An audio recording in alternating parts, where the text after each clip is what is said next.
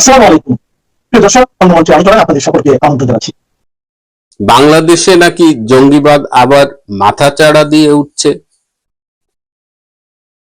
AQIS, আল কায়দা in the Indian subcontinent, তারা নাকি বাংলাদেশে নতুন করে ছোট ছোট জঙ্গিদের সেল গঠন করার উদ্যোগ নিয়েছে। এ কথাটা আমি বলছি না, এটি কোনো রাজনৈতিক দলের বক্তব্য নয়, এটি বলছে জাতিসংঘ নিরাপত্তা পরিষদ। সম্প্রতি গত 10ই আগস্ট তারা একটি রিপোর্ট প্রকাশ করেছে এবং সেই রিপোর্টে বাংলাদেশ সম্পর্কেও কিন্তু লেখা আছে। আজকে জাতিসংঘের এই রিপোর্ট, বাংলাদেশে জঙ্গিবাদের উত্থান, এই বিষয়টি নিয়ে কথা বলবো। শেষ পর্যন্ত সাথে থাকবেন। বন্ধুরা, প্রীতি, সালাম এবং শুভেচ্ছা নেবেন। ইতিমধ্যেই আপনারা জেনে গেছেন জাতিসংঘ নিরাপত্তা পরিষদের মনিটরিং টিম একটি রিপোর্ট দিয়েছে। আমরা 5ই আগস্ট 2024-এর পর থেকেই শুনে আসছি বাংলাদেশে জঙ্গিবাদ বলে কিছু নেই, এটি ছিল শেখ হাসিনার সরকারের আমলে একটি সাজানো নাটক। 2013 সালের সেই যে মে মাসে হেফাজতকে মতিঝিল থেকে সরিয়ে দেওয়া, কিংবা মিরপুরে জাহাজ বাড়িতে, কিংবা নারায়ণগঞ্জে, কিংবা গুলশানের হলি আর্টিজানে যে জঙ্গিদের বিরুদ্ধে পুলিশ সাফল্যের সাথে অভিযান পরিচালনা করেছিল, আজকে বলা হচ্ছে সেগুলো ছিল জঙ্গি নাটক। এবং সেদিন যারা জঙ্গি দমনে সাহসী ভূমিকা রেখেছিল সেই সব পুলিশ কর্মকর্তারা হয় কারাগারে নইলে পলাতক। আমরা শুনতে শুনতে অস্থির হয়ে গেছিলাম, কিন্তু আজকে যখন জাতিসংঘ বলছে, তখন আমাদের সেই সব বুদ্ধিজীবী যারা বলতো জঙ্গিবাদ শেখ হাসিনার সাজানো নাটক, তারা এখন কি বলছে? তাদের কিন্তু কোনো কথা শুনছি না, তারা মুখে মোটামুটি চিপি এঁটে বসে আছে। অথচ জাতিসংঘের এই নিরাপত্তা পরিষদের মনিটরিং টিমের এই রিপোর্ট বলছে সারা পৃথিবীতে জঙ্গিবাদের থ্রেট লেভেল অপরিবর্তিত থাকলেও দক্ষিণ এশিয়া এবং আফ্রিকার কিছু অঞ্চলে এটি বেড়ে যাচ্ছে। এবং সেখানে আশঙ্কা প্রকাশ করা হয়েছে যে বাংলাদেশে এই AQIS ছোট ছোট সেলের মাধ্যমে সেখানে তারা তাদের রিজিওনাল উপস্থিতি নিশ্চিত করতে চায়। এটি একটি সম্ভাবনা, একটি আশঙ্কার কথা রিপোর্টে বলা হয়েছে। আল কায়দা তারা মোটামুটি ফ্রাগমেন্টেড অবস্থায় বিচ্ছিন্নভাবে কাজ করে, কিন্তু এখন তারা আঞ্চলিকভাবে সংগঠিত হতে চাচ্ছে এবং বাংলাদেশে তারা ছোট ছোট সেলের মাধ্যমে তারা তাদের অপারেশন পরিচালনা করবে, তারা নিজেদের মধ্যে নেটওয়ার্ক মেনটেন করবে, লজিস্টিক্স, ফিনান্সিয়াল সাপোর্ট। এবং এই আল কায়দার সাথে আফগানিস্তান ভিত্তিক বেশ কিছু জঙ্গি বাহিনীর যোগাযোগ রয়েছে, ইভেন তালিবানদের সাথেও তাদের যোগাযোগ রয়েছে। এছাড়া ইসলামিক স্টেট বা IS তো রয়েছেই। আমরা যে এতদিন শুনেছি এই 24-এর আগে বাংলাদেশে জঙ্গিবাদ আছে এবং সেটা যে সত্যি ছিল সেটা সারা বিশ্ব স্বীকার করেছে। এবং বাংলাদেশের জঙ্গিবাদ নিয়ন্ত্রণে বাংলাদেশের আইন শৃঙ্খলা রক্ষাকারী বাহিনীকে আমেরিকা, ইংল্যান্ড, ইউরোপের অনেক দেশ কিন্তু প্রশিক্ষণ দিয়েছে। কিন্তু ইউনূস এসে যেটা করেছে, ডক্টর ইউনূস এসে 174 জন সাজাপ্রাপ্ত জঙ্গিকে জেলখানা থেকে মুক্তি দিয়েছে। এবং এই মুক্তির বিষয়টি তদারক করত সেই সময়ের আইন বিষয়ক উপদেষ্টা ডক্টর আসিফ নজরুল। শুধু মুক্তি দিয়েই তারা ক্ষান্ত দিত না, পাকিস্তান দূতাবাসের 3 জন কর্মকর্তাকে রেগুলার এই জঙ্গিদের মুক্তি দেওয়ার ব্যাপারে তথ্য প্রদান করা হতো। এছাড়াও 2024 সালের 5ই আগস্ট যে জঙ্গি সন্ত্রাস হলো, তারপরে বাংলাদেশের বেশ কয়েকটি কারাগার থেকে সাজাপ্রাপ্ত এবং বিচারাধীন 98 জন জঙ্গি কিন্তু পালিয়ে গিয়েছিল। এই জেল ভেঙে পলায়ন এটি সমন্বয় করেছিলেন ইউনূসের আরেকজন উপদেষ্টা, যাকে অনেকে জঙ্গি মাহফুজ বলে, সেই মাহফুজ আলম। অর্থাৎ ডক্টর ইউনূস সুপরিকল্পিতভাবে বাংলাদেশে জঙ্গিবাদটাকে আবার উন্মুক্ত করে দিয়েছে, এবং সেটি এমন একটা অবস্থায় চলে গেছে যে এই যে সম্প্রতি মতিঝিল, কেরানীগঞ্জ, আশুলিয়া, সাভার, সেখান থেকে বেশ কিছু বোমা উদ্ধার করা হয়েছে। সারা দেশ থেকে এই বোমা অথবা বোমা সদৃশ বস্তু উদ্ধার করা হচ্ছে, এবং সেগুলো নিয়েই এখন আইন শৃঙ্খলা রক্ষাকারী বাহিনী পরীক্ষা নিরীক্ষা করে দেখছে। সারা দেশে 100-রও বেশি প্রেসার কুকার বোমার অস্তিত্ব পাওয়া গেছে। সাভারে একটা প্রেসার কুকার, তার মধ্যে বোমা ছিল এবং একটি প্লাস্টিকের বাক্সের মধ্যে এটা ছিল। পরে আইন শৃঙ্খলা রক্ষাকারী বাহিনী সেটি উদ্ধার করে বিস্ফোরণ ঘটিয়েছে, এবং সেই বিস্ফোরণে আশেপাশে যারা ছিল তারা চমকে গেছে যে কত শক্তিশালী এই এক একটা প্রেসার কুকার বোমা। এবং প্রেসার কুকার তো দেখলে কেউ সন্দেহ করবে না, এটা খুব স্বাভাবিক রান্নার কাজে ব্যবহৃত হয়। এছাড়াও আরো অনেক রকমের খুব আধুনিক কেমিক্যাল ইউজ করে তারা এসব বোমা বানাচ্ছে। এগুলোকে বলা হয় আইইডি, অর্থাৎ এগুলো নিজেদের ঘরে বাইরে, এগুলো একদম কোম্পানিতে তৈরি হয় না, সামরিক কায়দায়। তো এই হলো বাংলাদেশের অবস্থা। এবং সাভার থেকে গ্রেপ্তার করা হয়েছে আরিফ নামে একজনকে। সে বলেছে সে নব্য জেএমবির অনুসারী। 6-7 জনের নামে মামলা করা হয়েছে, আরো 6-7 জন অজ্ঞাতনামা। কেরানীগঞ্জে যে আপনারা দেখেছেন মাদ্রাসার থেকে এক্সপ্লোসিভ উদ্ধার হয়েছে এবং সেখানে বেশ কয়েকজন আহত হয়েছিল। তো সারা দেশে, বরিশালে আদালত প্রাঙ্গণে বোমা বিস্ফোরণ হয়েছে। কারা ঘটিয়েছে এটা এখন পর্যন্ত জানা যায়নি। অর্থাৎ বাংলাদেশে জঙ্গিবাদ ফুল ফ্লেজে চলতেছে। এই যে বিশ্বকাপের সময় হঠাৎ করে দেখলেন যে আইএসএস বা আল কায়দার মতো করে পতাকা, কলেমা লেখা পতাকা সারা বাংলাদেশের বিভিন্ন জায়গায় উড়ানো হয়েছে। এটাও কিন্তু এই জঙ্গিবাদের একটা আত্মপ্রকাশ। তারা যে আছে, তারা যে শক্তিশালী ভাবে আছে, সেটা জানান দিতেই করা হয়েছিল। তখন একটি পশ্চিমা দেশের গোয়েন্দা সূত্র আমাকে বলেছিল যে এই যে পতাকা তুলছে, it's a part of A bigger game. অক্টোবরের মধ্যে যদি সরকার নিয়ন্ত্রণ না করতে পারে তাহলে বাংলাদেশের অবস্থা ভয়াবহ হবে, এবং তার লক্ষণ কিন্তু দেখা যাচ্ছে। গত বছরের 25শে নভেম্বর দিল্লিতে লালবাগ কেল্লার কাছে একটি গাড়ি বোমা বিস্ফোরণে 11 জন নিহত হয়েছিল এবং অনেকে আহত হয়েছিল। সেটির তদন্ত করেছে ভারতের জাতীয় তদন্ত সংস্থা, এবং তদন্ত করতে গিয়ে দেখেছে যে সেখানে যে সংগঠনটি এর সাথে জড়িত ছিল তার নাম আনসার গাজাত উল হিন্দ, এবং এই বিস্ফোরণে নেতৃত্ব দিয়েছিলেন একজন চিকিৎসক উমর উন নবী। তিনি ফরিদাবাদের আল ফালা বিশ্ববিদ্যালয়ের মেডিসিনের সহকারী অধ্যাপক। এই ঘটনায় 10 জনের বিরুদ্ধে চার্জশিট দেওয়া হয়েছে।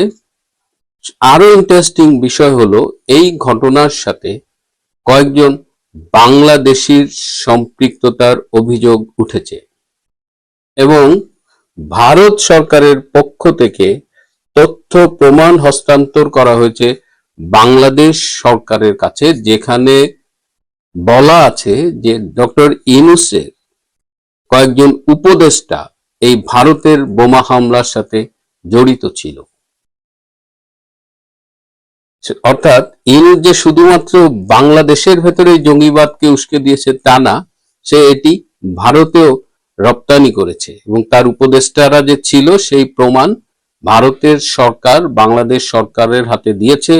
এখন ধারণা করা হচ্ছে যে ইউনূস সরকারের কয়েকজন উপদেষ্টা হয়তো ফেঁসে যেতে পারেন এই জঙ্গি সম্পৃক্ততার কারণে, কারণ ভারত এবং আমেরিকা এই বাংলাদেশ এবং সাউথ এশিয়ায় জঙ্গিবাদের বিরুদ্ধে খুব স্ট্রং একটা অবস্থান নিয়েছে।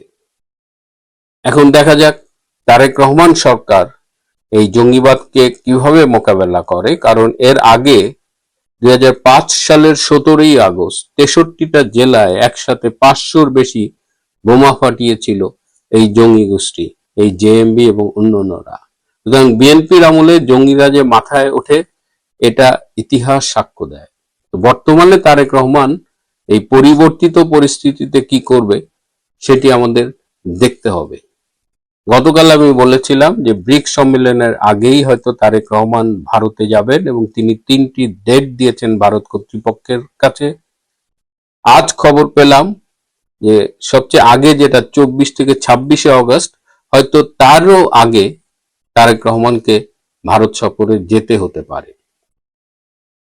তাকে আমন্ত্রণ জানানো হয়েছে, তাকে ডাকা হয়েছে, তার সাথে গুরুত্বপূর্ণ অনেক বিষয়ই কথা আছে। প্রিয় বন্ধুরা, আজ এ পর্যন্তই। ভালো থাকবেন, সুস্থ থাকবেন, তার চেয়েও জরুরি হলো নিরাপদে থাকবেন। সবাইকে অনেক ধন্যবাদ।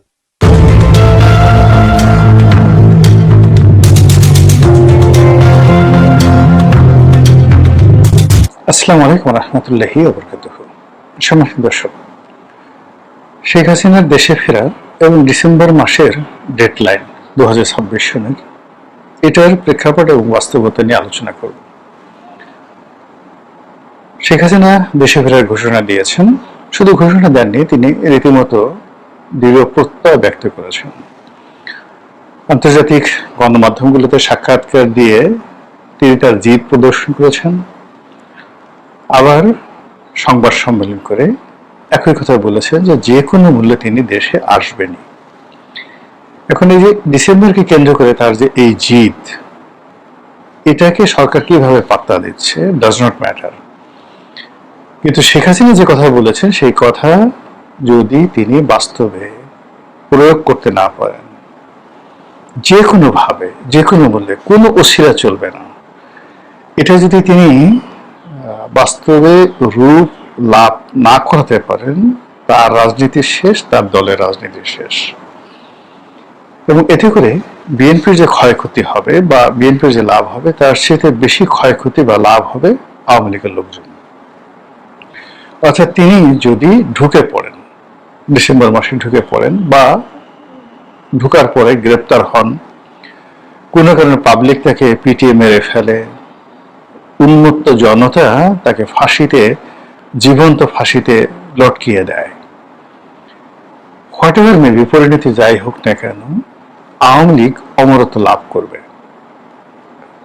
ঘটনা যদি সেই ঘটনা ঘটে, আবার যদি তিনি ঢুকে সফল হয়ে যান, তাহলে তো সবকিছু তার নিয়ন্ত্রণে, ভীষণ রকম নিয়ন্ত্রণে। এখন ইখতিয়ার উদ্দিন মোহাম্মদ বিন বখতিয়ার খলজি যেভাবে বাংলা জয় করেছিলেন এবং রাজা লক্ষণ সেনের দুপুরের মধ্যাহ্ন ভোজ যেভাবে রীতিমতো কাঙ্গালি ভোজে পরিণত হয়েছিল, ঠিক একই ঘটনা ঘটবে যদি শেখ হাসিনা সফলভাবে ঢুকতে পারেন।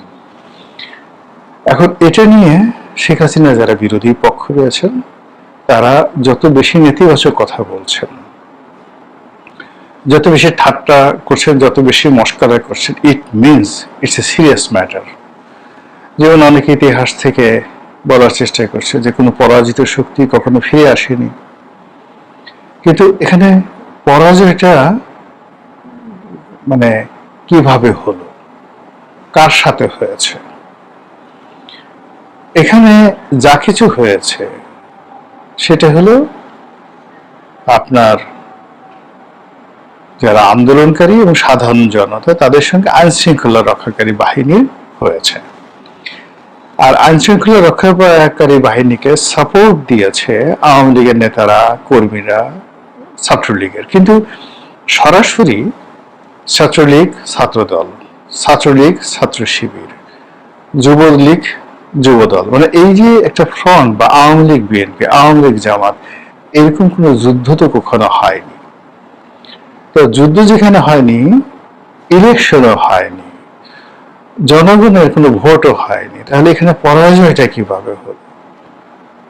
যখন আপনি এখানে পরাজয়ের কথাগুলো, গাণিতিক ব্যাখ্যা রয়েছে, পরাজয়ের কথাগুলো যাকে বলা হয় সংজ্ঞা আছে, তো সেক্ষেত্রে আওয়ামী লীগের যে ক্ষমতা হারানো, বাংলাদেশ থেকে চলে যাওয়া, এটাকে আপনি পরাজয় বলতে পারবেন না।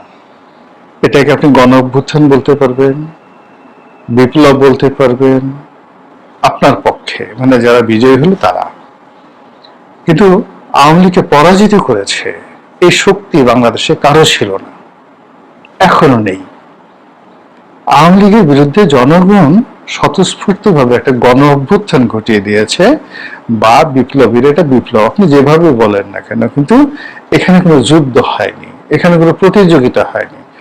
যেখানে যুদ্ধ নেই, যেখানে কোনো প্রতিযোগিতা নেই, সেখানে পরাজয়ের প্রসঙ্গ কখনই আসে না। কাজেই যারা বলে এটাকে পরাজয়, তারা কেউ যোদ্ধা ছিলেন না, তারা যুদ্ধ সম্পর্কে জানেন না, প্রতিযোগিতার সম্পর্কে জানেন না, কি করে মানুষকে পরাজিত করতে হয়। জীবনে কাউকে পরাজিত করেছেন এরকম নজির তাদের জীবনে নেই।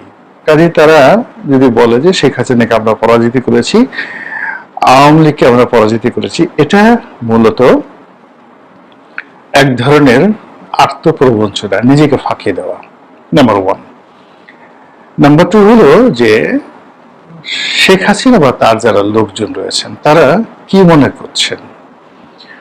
প্রথমত তারা ঘটনার আকস্মিকতা, অর্থাৎ তাদের চলে গেছে, পালিয়ে গেছে, দেশ ছেড়েছে, মাঠ ছেড়ে দিয়েছে, যেভাবে বলেন না কেন, অ্যাটলিস্ট এক সপ্তাহ তারা ছিল কিং কর্তব্য বিমূঢ়। সকালবেলা ঘুম থেকে উঠে দেখলেন যে আপনার একটা হাত নেই, বা আপনি সকালবেলা ঘুম থেকে উঠে আপনার বিশেষ অঙ্গে হাত দিয়ে দেখলেন ওটা নাই, একদম নাই, জিরো।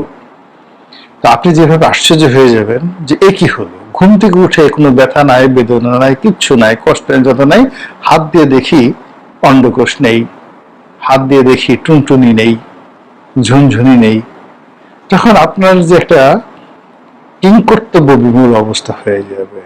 অথবা আপনি হঠাৎ করে দেখলেন, পিছনে হাত দিয়ে দেখলেন যে আপনার পশ্চাৎ দেশে কোনো মলদার নেই, পুরোটা একদম মূর্তির মতো স্বাভাবিক হয়ে গেছে, খালি নিতম্ব আছে, কিন্তু নিতম্ব নিচে কোনো আপনার যে ছিদ্র সেটা নেই। তখন আপনার যে অবস্থা হবে ঠিক একই অবস্থা 5 তারিখে 6 তারিখে আওয়ামী লীগের হয়েছে। তারা বুঝতেই পারছিল না যে আসলে তাদের কি ঘটনা ঘটছে। তারা যখন সম্বিত ফিরে পেল, তখন কেউ হয়তো কচুরিপানার মধ্যে ছিল, কেউ হয়তো ধান খেতে ছিল, কেউ হয়তো পান খেতে ছিল, কেউ কোনো বাসায় আশ্রয় নিয়েছিল। সেখান থেকে কচ্ছপের মতো ধীরে ধীরে মাথা বের করলো, এবং 2 মাস 2.5 মাসের মধ্যে তারা নিজেদেরকে সামলে নিল। সামলে নিয়ে তারা নানা রকম কথা বলা শুরু করলো। একবার বলল আমরা ক্ষমতা ছাড়িনি, আমরা এখনো পর্যন্ত বৈধ প্রধানমন্ত্রী, আমরাই সবকিছু ঠিক আছে, পার্লামেন্ট সব ঠিক আছে। আবার একটু পরে বললো যে না, যেহেতু এত বড় একটা ঘটনা ঘটেছে আমরা সেটা মেনে নিয়েছি। আবার পরবর্তীতে বললো যে না, আমরা আবার বৈধ প্রধানমন্ত্রী, ইত্যাদি ইত্যাদি নানা রকম। অর্থাৎ ভীষণ রকম ভাবে তারা ফ্লাকচুয়েট করতে থাকলো তাদের অবস্থান। এবং ডক্টর মোহাম্মদ ইউনূস এবং বর্তমান সরকার এই সরকারদেরকে কাবু করার জন্য তার একের পর এক কৌশল এবং চাল তারা দিতে থাকলো। এবং সেই চালে আওয়ামী লীগের আসলে এখন পর্যন্ত কিচ্ছু হয়নি। আওয়ামী লীগ চুরি করেছে ধরেন সারা বাংলাদেশে 1000 টাকা। সরকার বা সরকারের যারা লোকজন রয়েছে রাষ্ট্রীয়ভাবে ব্যক্তিগতভাবে এই 1000 টাকা থেকে হাইয়েস্ট 10 টাকা তারা নিতে পেরেছে। বাকি সহায় সম্পত্তি তাদের হাতে এখন অক্ষত আছে। জাস্ট আমি 100 টাকা দিয়ে একটা উদাহরণ দিলাম। এখন এটাকে আপনি 1 লক্ষ কোটি ধরেন, 10 লক্ষ কোটি টাকা ধরেন, তো এই টাকা বিএনপি জামাত সমন্বয়ক তারা ব্যক্তিগতভাবে লুটপাট করেছে, রাষ্ট্র বাজেয়াপ্ত করেছে, অনেকগুলো প্রতিষ্ঠান বন্ধ হয়ে গেছে। সব মিলিয়ে আওয়ামী লীগের যে দুর্ভোগ দুর্দশা তারা যা অর্জন করেছে সেই অর্জনের তুলনায় অনলি 10%।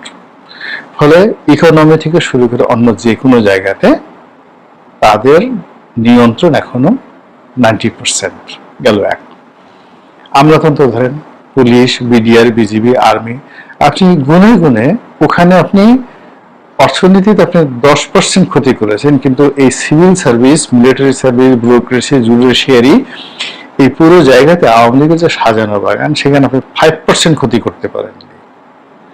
এখনো 95% এফোর্ট তাদের আছে। হার্ডলি হলো তাদের যে নেতাকর্মীগুলো আছেন তাদের সবার আপনি দেখেন প্রথমে 2-3 মাস তাদের চেহারা ভেঙে গিয়েছিল, আপনি এখন দীপুমনির দিকে তাকায় দেখেন তো, হাসিনুল হকের দিকে তাকান, শাহজাহান খানের দিকে তাকান, সালমান এফ রহমানের দিকে তাকান, আনিসুল হকের দিকে তাকান, কি দেখতে পারেন? সবাই নব যৌবন ফিরে পেয়েছে, বিশ্বাস ফিরে পেয়েছে, আস্থা ফিরে পেয়েছে, এবং তারা মনে করছে যে আসলে 17 বছর নানা রকম কষ্ট করেছি, ফন্দি ফিকির করেছি, এখন তাদের একটা রিল্যাক্স দরকার। গত 2 বছর ধরে তারা আসলে সেই রিল্যাক্স করছে, এবং ওই যে যাকে বলা হয় কোর্টে উঠানোর আগে হাত ধরা, হাতে হ্যান্ডকাপ পরানো, জাস্ট নাটক, জাস্ট নাটক। হঠাৎ করে সারপ্রাইজ ভিজিটে গিয়ে আপনি গিয়ে দেখেন, আমি প্রধানমন্ত্রীকে বলবো, গিয়ে দেখেন যে তারা দুপুরে কি দিয়ে ভাত খাচ্ছে আর রাতে কি দিয়ে ভাত খাচ্ছে, তাদের রুমের মধ্যে কয়টা টেলিফোন আছে, কয়টা ল্যাপটপ আছে, তারা কি কি কাজকর্ম করছে, ওখানে বসে বসে কি করতেছে, একটু দেখলে আপনার ঘুম হারাম হয়ে যাবে। সেই জিনিসগুলো আঘাত করা যায় না, সবকিছু মানে এই বাইরে থেকে। আমি তো জেলখানাতে ছিলাম, আমি তো দেখেছি ওখানে আসলে কি হয়, ওটা একটা ভিন্ন জগৎ, আলাদা জগৎ। এখন ধরেন আমার সাথে যারা ছিলেন, নাম বলবো, প্রতি ব্যক্তি 5 স্টার হোটেল থেকে খাবার আসতো, ঢাকা ক্লাব থেকে খাবার, যেমন তো খেয়ে খেয়ে মোটা হয়ে গেলাম। আমি কিছুই নিতাম না, কিন্তু অন্যান্য যারা ছিলেন, সে কি খাবার, ঘিয়ে ভাজা পরোটা, আলাদা বাবুর্চি, আলাদা ফ্রিজ, এই ওক্তে এই বাড়িতে বাসা থেকে খাবার আসছে, ওর ইথিক আসছে, মানে ইথিক হচ্ছে একটা শুধুমাত্র বাইরে বেরোতে না পারা, এছাড়া ওখানে বসে সব কিছু লিডার্সের টেলিফোনে কথা হচ্ছে, সবাই লিডার্সে ওখানে বসে অপরাধ জগৎ চালাচ্ছে, যারা গুন্ডা বদমাইশ আন্ডারওয়ার্ল্ড চালাচ্ছে জেলখানা থেকে, গাঁজা খাচ্ছে, গাঁজার ব্যবসা করছে, ইয়াবার ব্যবসা করছে, এভরিথিং। কাজেই আওয়ামী লীগের লোকজন ওখানে বসে সারাদিন ইয়ানফসি করছে, আল্লাহ বিল্লাহ করছে, অনুশোচনা করছে। এটা আপনি তাদের চেহারার দিকে তাকাইয়ে দেখেন তো এরকম মনে হয় কিনা। সবাই মানে জেলে যখন গিয়েছিল বা 2024 সনের এপ্রিল মে মাসে তাদের যে চেহারা সুরত ছিল, তার সাথে এখন জেলে যারা আছে তাদের সবার চেহারা সুরত ভালো হয়ে গেছে। আচ্ছা, বিদেশের মাটিতে যারা আছে, যাদেরকে আপনি দেখতে পারেন, সে দেখেন তো সমর রেজাউল করিম সাহেব, সাবেক মন্ত্রী মহোদয়, তারপরে শামীম ওসমান সাহেব, তারপরে জাহাঙ্গীর কবির নানক সাহেব, মানে এই সমস্ত যাদেরকে আমরা ভিডিওতে দেখতে পাচ্ছি, ডক্টর হাসান মাহমুদ, বলেন তো এদের কারোর একটা পশম মানে নড়াচড়া করেছে, কারো চেহারা খারাপ হয়ে গেছে? বরং সবাই আগে তাদের যে ত্রুটিগুলো ছিল, ভুলগুলো ছিল, সেগুলো বাদ দিয়ে মানে মনে হয় যেন একটা নবযৌবন ফিরে পেয়েছেন। সবাই একজন রয়্যাল বেঙ্গল টাইগার হয়ে গেছেন। আপনি নফলের কথা চিন্তা করেন, সাকিব আল হাসানের কথা চিন্তা করেন, আমার মনে হয় সাকিব আল হাসান এখন যে একটা রিল্যাক্স মোডে আছে, মানে মনে হচ্ছে যে আগামীতে সে বাংলাদেশের প্রধানমন্ত্রী হবে, এইরকম একটা আত্মবিশ্বাস তাদের মধ্যে চলে আসছে। আর শেখ হাসিনার কথা শুনেন, জয়ের কথা শুনেন, পুতুলের কথা শুনেন, আপনি শেখ সেলিমের কথা শুনেন, কোন অবস্থাতে শেখ সেলিমের যে মানে আপনি শেখ হেলালের কথা শুনেন, শেখ হেলালের কথা তো আসে নাই, শেখ হেলালের ছেলে যে তন্ময়ের কথা শুনেন, পুরো শেখ পরিবারের অন্য যারা লোকজন আছে, আপনি দেখেন তো তাপস কিভাবে আছে, পরশ কিভাবে আছে, পরশের স্ত্রী জুথি কিভাবে আছে, সবগুলো দেখবেন যে কেউ আগের চেয়ে খারাপ নাই, বরং আগের চেয়ে ভালো আছে। স্বয়ং শেখ হাসিনা, আমরা তো জানি না, ওখানে দেখেন ওই একই বাড়িতে শেখ হাসিনা এবং শেখ রেহানা আছেন, ভালো করে খোঁজ নিয়ে দেখেন তারা 2 বোন ওখানে কিভাবে আছেন। কলকাতাতে যে সমস্ত আওয়ামী লীগের নেতারা পালিয়ে আছেন, তারা ওখানে বসে কোটি কোটি টাকা খরচ করে দলের নেতা কর্মীদেরকে জামিন করায় দিচ্ছেন। কতজন আওয়ামী লীগের নেতা কর্মী ইউনূস জমানাতে গ্রেপ্তার হয়েছিল এবং ইউনূস জমানাতে কতজন লোক জেল থেকে বের হয়েছিল, আর এই জমানাতে কতজন বের হয়েছে, একটু ডাটা নিয়ে দেখেন তো। তারা যারা বের হয়েছেন তারা কি খারাপ আছেন? তারা কি কেউ বিএনপিতে যোগদান করেছেন, নাকি তারা শেখ হাসিনাকে বাংলাদেশে আনার জন্য তারা প্ল্যান করছেন? এই জিনিসগুলো জেনে শুনে বুঝে তারপর কথা বলেন। খালি আন্দাজে ডিসেম্বরে কোনোদিন উনি আসতে পারবেন, আরে ওনার আসার দরকারটা কি? ওনার কাজ তো চলতেছে, ওনার কাজটা চলতেছে। এই গেল এক। 2 নম্বর হলো যে যদি উনি আসেন, উনি অবশ্যই ডিসেম্বরে আসবেন না, উনি সেপ্টেম্বরে আসবেন, অক্টোবরে আসবেন বা নভেম্বরে আসবেন। ডিসেম্বরে উনি কোনোদিন আসবেন না। আর ডিসেম্বর ক্রস করে যদি 2027 সনের জানুয়ারিতে চলে যায়, উনি যদি না আসতে পারেন, ওনার রাজনীতি শেষ এবং আওয়ামী লীগের রাজনীতি শেষ। তো এইরকম যখন হাতে আপনার সময় আছে, সেপ্টেম্বর, অক্টোবর, নভেম্বর, অনলি 3 মাস। নর্মালি যেটা হয় আমাদের দেশে বলে যে আরে কাজটা হলো কি, তুমি দেখালে কলা আর দিলে মূলো, দেখালে সুই আর ঢুকালে ফলা। ওই যে আমরা যেভাবে ফলা তো বুঝেন যে তীর বা ঢাল সরকি যেটাকে বলা হয়, আপনি সূত্র একটা সুই দিয়ে আপনি আঘাত করবেন বললেন, আপনি রাজি হলেন, কিন্তু দেখা গেল পুরো একেবারে ঢাল সরকি ঢুকিয়ে দিলেন হাতের মধ্যে। তো যুদ্ধের এটা একটা কৌশল। যুদ্ধ সবসময় আপনাকে বিভ্রান্ত করে। এর সাথে যুদ্ধ এবং প্রেম, এখানে সকল প্রতারণা বৈধ। তো সেই ক্ষেত্রে এই যে ডিসেম্বরের যে ডেডলাইন, এই ডেডলাইনটা হলো শেখ হাসিনা এবং আওয়ামী লীগের একটা সবচেয়ে বড় কৌশল। এবং এই কৌশলকে স্মরণ করে আপনি ডিসেম্বরকে দিকে নজর রাখবেন, তারপরে সে আসবে, এটাকে কেন্দ্র করে আপনি শুধুমাত্র আপনার সমস্ত মনোযোগ শেখ হাসিনার দিকে রাখবেন। আর ওদিকে জেলখানা থেকে সব বের হয়ে যাচ্ছে, তারপরে সমস্ত ব্যবসা বাণিজ্য এস্টাবলিশ হয়ে যাচ্ছে, সবকিছু আমলাতন্ত্রে যারা ছিল তারা আবার সুন্দরভাবে সবকিছু নিয়ন্ত্রণ নিয়ে নিচ্ছে। আর আপনি বসে বসে কলা খাচ্ছেন, লেমন জুস খাচ্ছেন, এবং যখন ঠিক দেখবেন যে আপনার বাড়ির পাশে জোরে একটা শব্দ হয়ে গেছে জয় বাংলা। এখনো দেখেন ঢাকা শহরে, ধরেন আমি কোনো দলের নাম বললাম না, যারা খুব বড় বড় কথাবার্তা বলে, তো খুব সুন্দর করে তার প্রিয় খাবারটি খাচ্ছে, অথবা তার প্রিয়তমা স্ত্রী বা তার প্রেমিকা তাকে আলিঙ্গন করছে, চুম্বন করছে। ঠিক ওই সময়টা যদি পাশে থেকে আপনি টেপ রেকর্ডারে খালি বাজিয়ে দেন জয় বাংলা, মুহূর্তের মধ্যে দেখবেন কান্নার রোল পড়ে গেছে। সে ভুলে গেছে তার সামনে তার প্রেমিকা, সে ভুলে যাবে তার সামনে পোলাও কোরমা কালিয়া কুপ্তা আছে। এই যে যেটা আতঙ্ক জয় বাংলা তৈরি করে ফেলেছে, ছাত্রলীগ তৈরি করে ফেলেছে, এবং এটা প্রতি মুহূর্তে বাংলাদেশে তারা এই মহড়াগুলো দিচ্ছে। এবং সেই মহড়ার প্রেক্ষিতে তারা যে টার্গেট, সেই টার্গেট যদি তারা ফুলফিল করতে না পারে, তাহলে তাদের কি পরিণতি হবে সেটা তারা খুব ভালো করে জানে। এটা নিয়ে আওয়ামী লীগের যারা প্রতিপক্ষ, তাদের কোনো টেনশন করার দরকার নাই যে শেখ হাসিনা কোনদিন ফিরে আসবে না, আসতে পারবে না, আসা সম্ভব নয়, ইতিহাসে কখনো এরকম ঘটনা ঘটেনি। উনি বোগাস কথাবার্তা বলছেন, নেতা কর্মীদেরকে চাঙ্গা করার জন্য কথা বলছেন, সে বেঁচে নাই, মরে গেছে। এগুলো নিয়ে আপনার চিন্তা করার দরকার নেই। তার যারা প্রতিপক্ষ, তারা আওয়ামী লীগ এবং শেখ হাসিনা যারা প্রতিপক্ষ, তারা শতভাগ ধরে রাখেন তিনি নভেম্বর, অক্টোবর, সেপ্টেম্বর, অক্টোবর, নভেম্বরের মধ্যে ঢুকে যেতে পারেন। ডিসেম্বরে তিনি আসবেন না। কাজেই এই ঢুকে যাওয়ার জন্য যত রকম কৌশল, কূটনৈতিক তৎপরতা, মিলিটেন্সি যা কিছু আছে, সব অপকর্ম তারা করবেন। কাজেই সেটাকে রেখে যত বেশি সুন্দরভাবে প্রস্তুতি নেওয়া যাবে, তত আওয়ামী লীগ এবং শেখ হাসিনা যারা প্রতিপক্ষ, তারা এই নিরাপদ থাকবেন, ভালো থাকবেন এবং সুন্দরভাবে রাষ্ট্র চালাতে পারবেন। মহান আল্লাহ আমাদের সবাইকে হিদায়াত দান করুন এবং হেফাজত করুন। আসসালামু আলাইকুম ওয়া রাহমাতুল্লাহি ওয়া বারাকাতুহু।